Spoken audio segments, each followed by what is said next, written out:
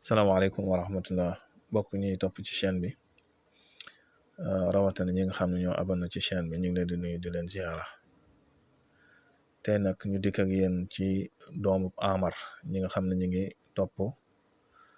dars gisaane tomb suuf arab di ko wax ramli ilmu ramli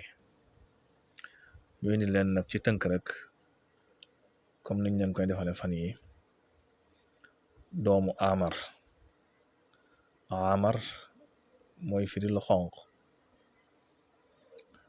benn bëtu Amar ci gisaane dana firi wari góor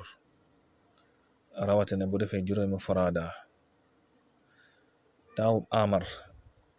boo dee seetal ku tawat mu def taawub Amar kooku ay jooy la maanaam lay xamal ne jooyoo nañ ko wala bokk danañ ko opéré ñetteelu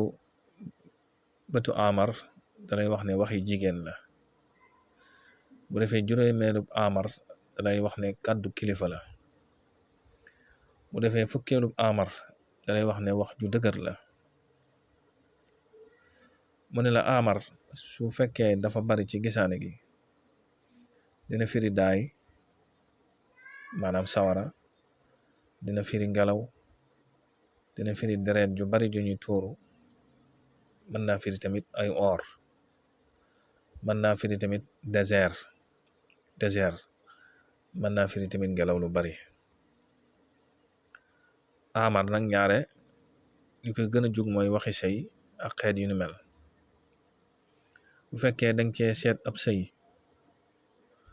mu def juróom-ñaareelu Amar def fukkeelu Amar dalay wax ne ndaw si danga ko takk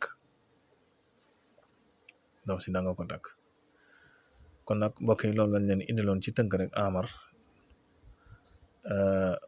muy tënk boo xam ne dana neex a jàpp te dana la jariñ booy seet ci gisaane di leen fàttali ngeen way di abonné ci chaîne bi ndax bokk na ci li koy dundal wasalaamu aleykum wa rahmatullahi ci beneen dars